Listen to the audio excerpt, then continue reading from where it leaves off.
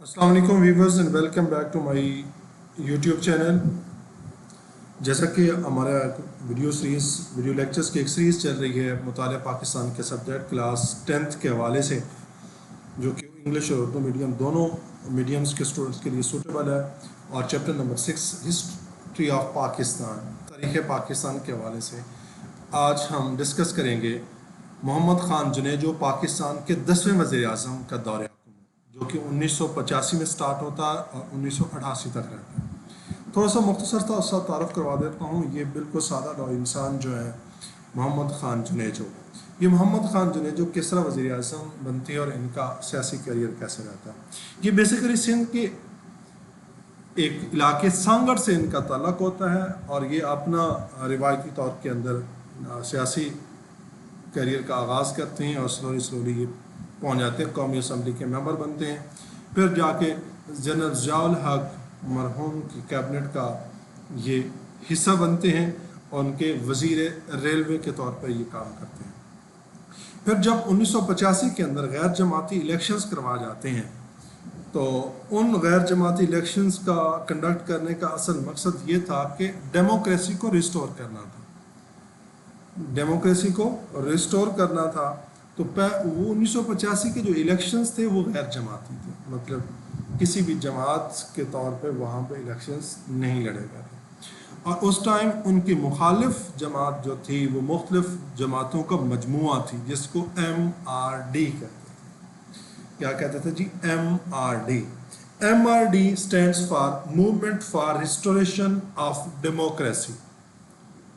اس اتحاد کو جنرل ضیاء الحق کے سلیکشن نے شکست دی اور وہ بری طرح ناکام ہوئے، اور اس کے بعد یہ کامیاب ہوتے ہیں. تو سب سے پہلے ضیاء الحق صاحب جو ہیں وہ 5 سال کے لیے صدر منتخب ہو جاتے ہیں، اور اس کے ساتھ ساتھ یہ سادہ لو جو شخص ہے محمد خان جنیجو، یہ وزیر اعظم پاکستان، جو پاکستان کے 10ویں وزیر اعظم کے طور پر یہاں الیکٹ ہوتے ہیں.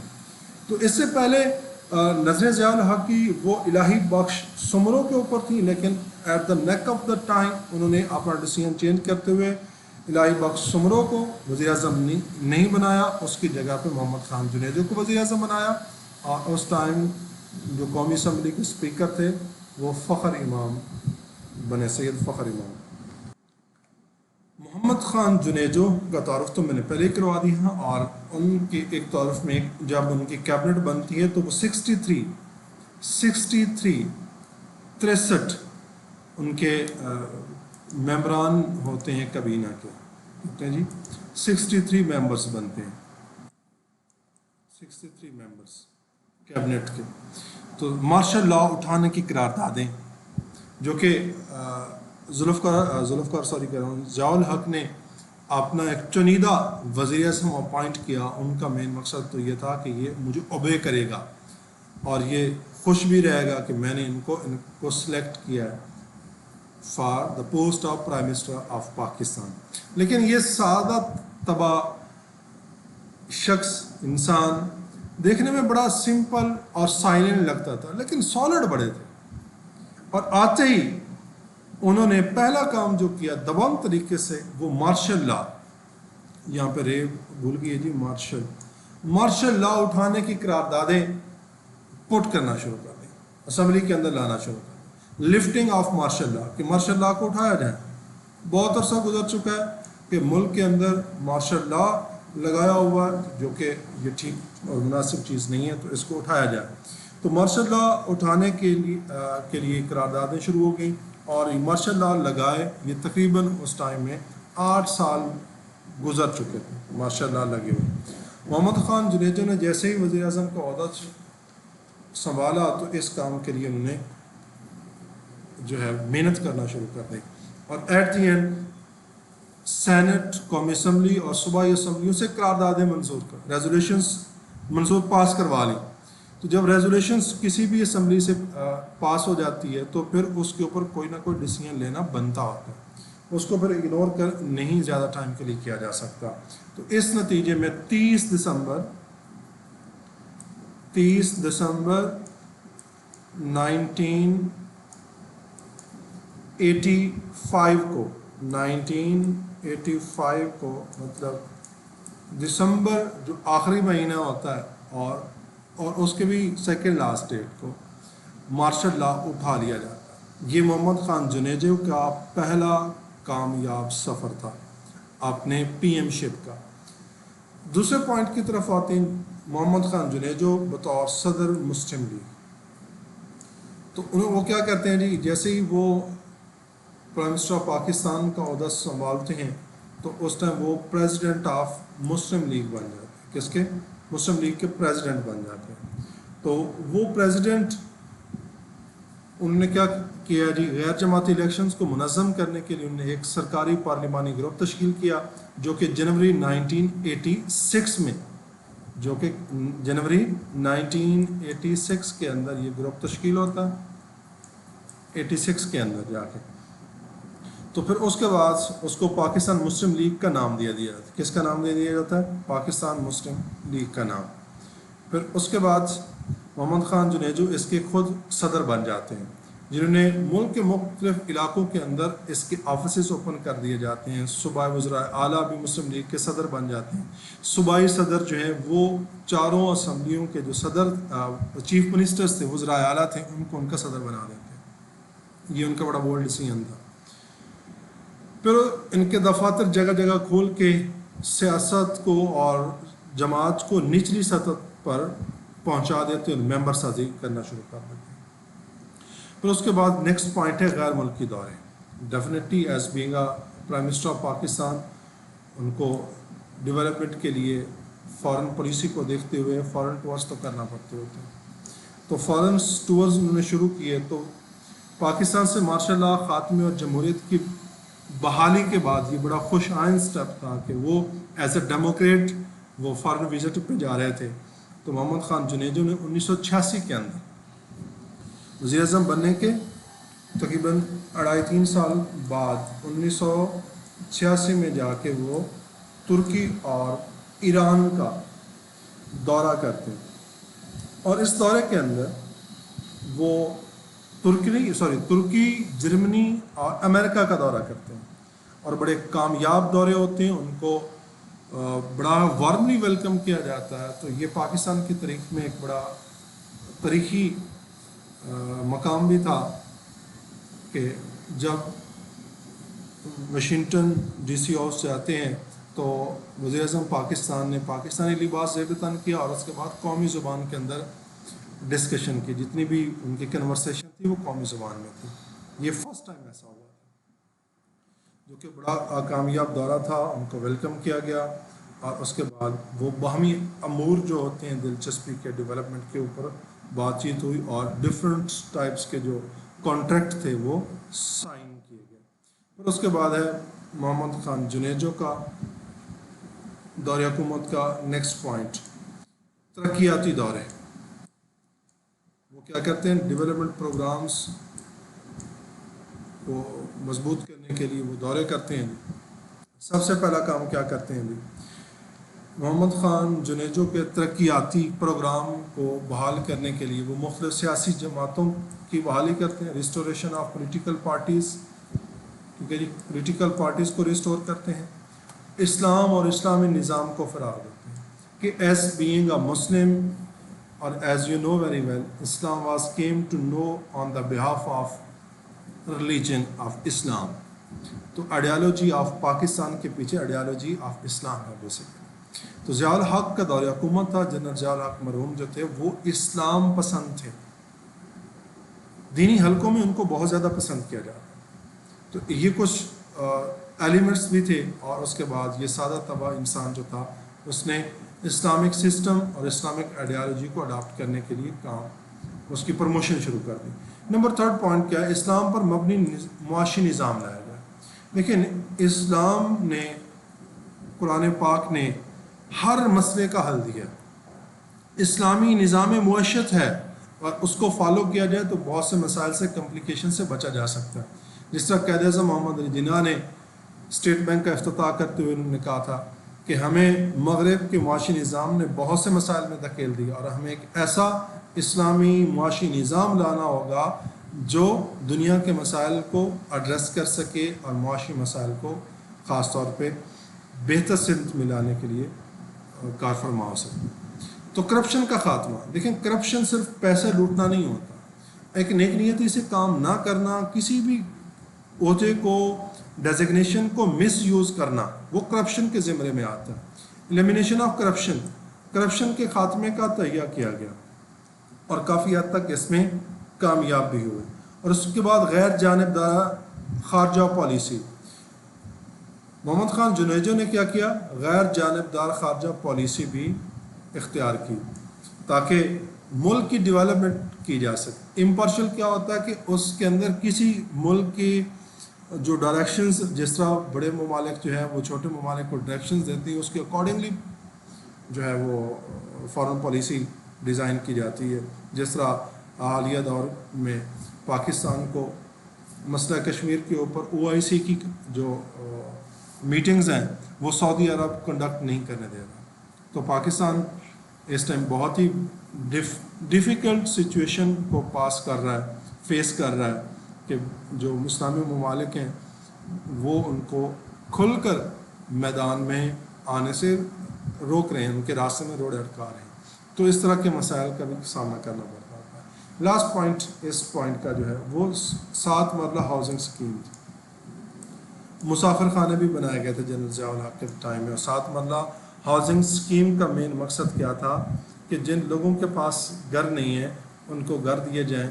और ये बेसिकली 5, ये बुक में तो लिखा हो जी, 5 नुकाती तरक्याती प्रोग्राम था मोहम्मद खान जुनेजो का, उसको मैंने 6 में बना दिया जी। ये थे उनके फर्स्ट पॉइंट्स जो कि डिस्कस किए हैं। अब नेक्स्ट पॉइंट की तरफ चलते हैं, सानिया औजड़ी का। सानिया औजड़ी के हम, जैसा कि आपको मालूम है कि 10 अप्रैल की सुबह 9:30 से 10 बजे के दौरान का टाइम था, जो कि रावलपिंडी और इस्लामाबाद दोनों जुड़वां शहरों के दरमियान में असला डिपो में आग भड़क उठी। उसकी मुख्तलिफ वजूहात बताई जाती हैं कि किन वजूहात की बिना पर वहाँ पे आग भड़की, वो बाद में बात करते हैं। पहले मैं आपको इसकी लोकेशन दिखाता हूँ, ये मैप के ज़रिए।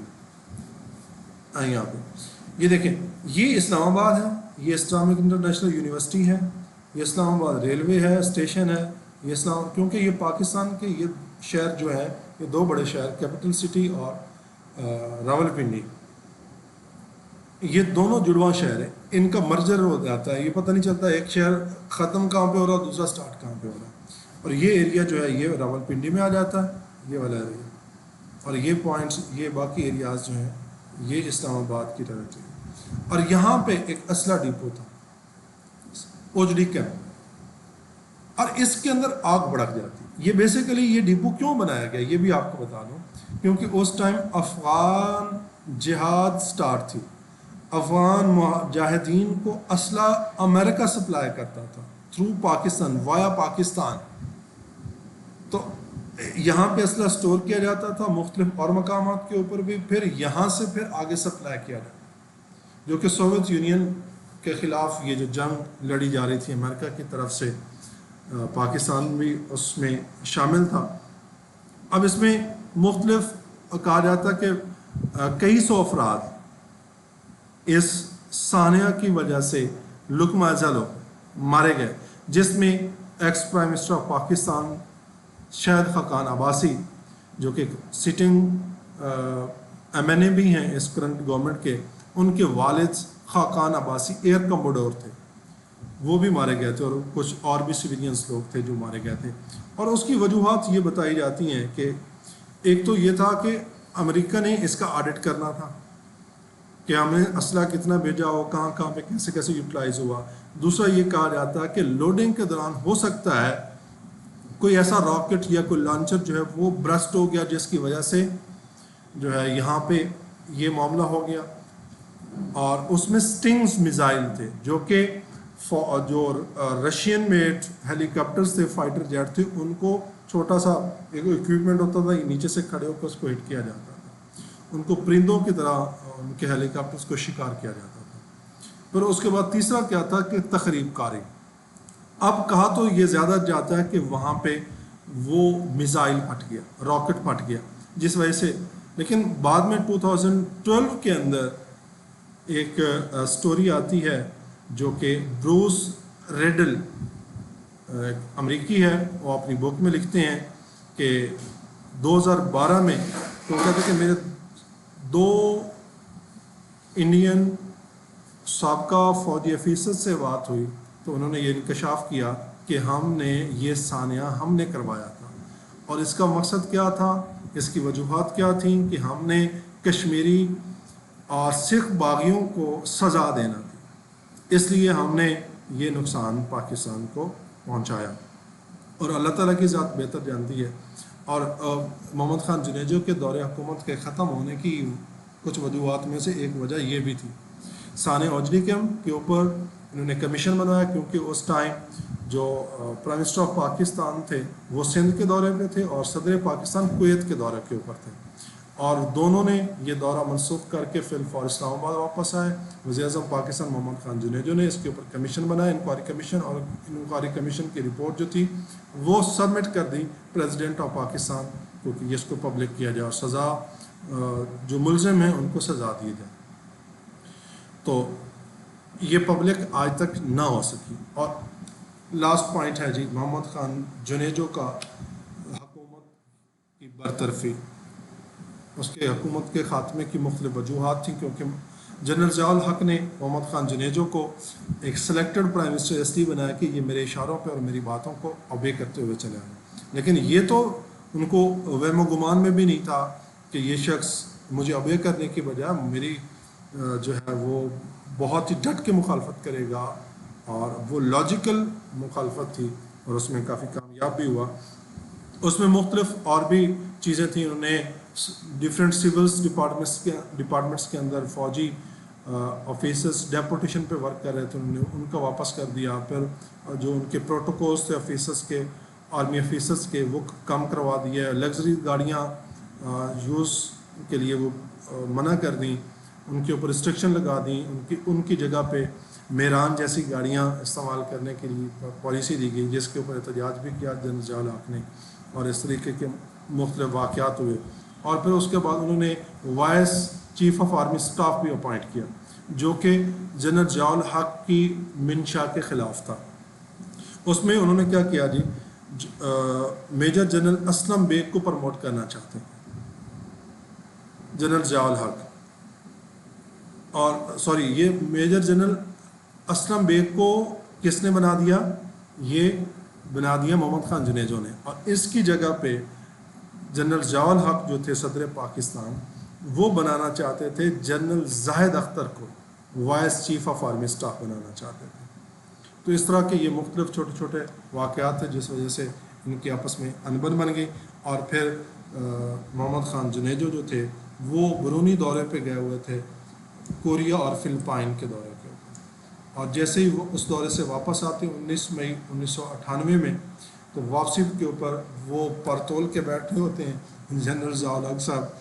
تو وہ اچھا ایک پوائنٹ سانحہ اوجری کیمپ اور یہ واقعات، پھر اس کے بعد جنیوا کارڈ جہاد افغان کے اندر وہ اس کو ڈسکس کریں گے، وہ بھی ان کی مرضی کے خلاف کیا تھا محمد خان جنیجو نے۔ تو یہ مختلف وجوہات تھی جس کی وجہ سے محمد خان جنیجو کو اپنی حکومت سے ہاتھ دھونا پڑا۔ تو جیسے 29 مئی 1998 کو وہ واپس ایئرپورٹ اسلام آباد میں پہنچے تو انہوں نے صحافیوں سے گفتگو کی، اور ان کے وہم و گمان بھی نہیں تھا کہ میرے ساتھ کچھ ہونے والا ہے، لیکن صدر مملکت جو تھے وہ اس چیز کی تیاری کر کے بیٹھے تھے۔ مغرب ٹائم میں انہوں نے پریس کانفرنس بلائی، جو کہ انہوں نے 30 مئی کو چائنا کے دورے پر جانا تھا۔ اس سے پہلے کبھی یہ ایسا نہیں ہوا تھا کہ کوئی بھی پرسن لیڈر جو ہے وہ فارن وزٹ پہ جائے، اس سے پہلے کانفرنس کرتا ہے۔ انہوں نے کانفرنس پہلے کی، تو یہ تاریخ میں پہلی مرتبہ ہوا، اور اس کانفرنس کا مین ایجنڈا یہ تھا کہ انہوں نے 58(2)B کا استعمال کرتے ہوئے محمد خان جنیجو کی حکومت کے خاتمے کا اعلان کرنا تھا، جو کہ اعلان کیا گیا۔ اس کے بعد اسمبلیاں توڑ دی گئیں، اور یہ دور حکومت 3 سال 2 ماہ اور 5 دن پہ معید تھا محمد خان جنیجو کا۔ تو یہ تھے اس کے مین پوائنٹس، اور اس کے تھوڑے ہی عرصے کے بعد 30 مئی، جون، جولائی اور اگست میں 17 اگست کو تو سانحہ ہو جاتا ہے، طیارہ برسٹ ہو جاتا ہے ذوالفقار کیا کہتے ہیں اس کو جنرل ضیاء الحق کا، تو جو کہ بہاولپور سے واپس آ رہے ہوتے ہیں، تو اس میں امریکی سفیر بھی ہوتے ہیں اور بھی کچھ آرمی آفیسرز اور کچھ لوگ ہوتے ہیں، تو طیارہ گرتا ہے جس کی وجہ سے ان کی موت ہو جاتی ہے 17 اگست کو۔ اس کے بعد پھر کوشش کی گئی محمد خان جنیجو کی طرف سے کہ سپریم کورٹ کو ریکویسٹ کر کے حکومت کو دوبارہ ریسٹور کروایا جائے، لیکن اس کی ریسٹوریشن کو جو general chief of army staff جو تھے جو اسلم بیگ تھے، انہوں نے سپریم کورٹ کو حکم دے دیا کہ آپ نے اس کیس کے اوپر اس درخواست کے اوپر آپ نے سنوائی نہیں کرنی اور اس کا فیصلہ نہیں کرنا۔ اس طرح سے محمد خان جنیجو کا دور حکومت ختم ہوتا ہے جی۔ امید ہے آپ کو یہ لیکچر پسند آیا ہوگا، پسند آیا تو ضرور اس کا فیڈ بیک بھی دے دیں تاکہ مجھے بھی تھوڑا سا پتہ چلے کہ میرا کام جو ہے وہ کیسا ہو رہا ہے، میرے اسٹوڈنٹس اس سے سیٹسفائی